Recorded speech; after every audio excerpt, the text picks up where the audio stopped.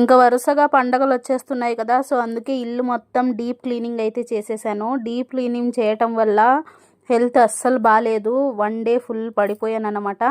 నాకు ఇంకా వంట చేయడానికి కూడా ఓపిక లేక ఇంకా మా వారేమో నా కోసం టిఫిన్ అయితే తీసుకొని వచ్చారు, నాకి మా వారికి ఇద్దరికి. ఇంకా మా వారేమో మసాలా దోశ, ఇద్దరికి మసాలా దోశనే తీసుకొని వచ్చారు, అలాగే ఉద్దివడ.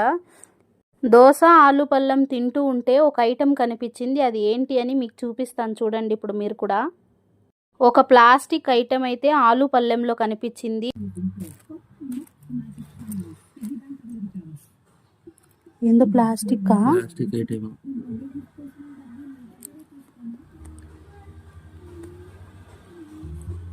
పడే చూసుకో, నన్ను చూసాను అందుకే. దాన్ని అయినా తినరు, అయినా కూడా అది ఎట్లా ఇడే మా పేపర్ మీద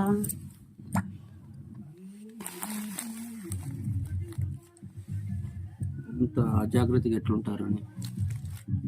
ఎంత సర్టిఫైడ్ హైజీన్ రెస్టారెంట్స్లో తిన్నా కూడా ఇలాంటి పరిస్థితులు ఉంటాయి. నేను స్పెసిఫిక్గా వీడియో తీసి మరీ చూపిస్తున్నాను, ఎందుకంటే మీకు కూడా అర్థం అవ్వాలి కదా. తినేటప్పుడు పిల్లలు కూడా ఉంటారు, జాగ్రత్తగా తినండి.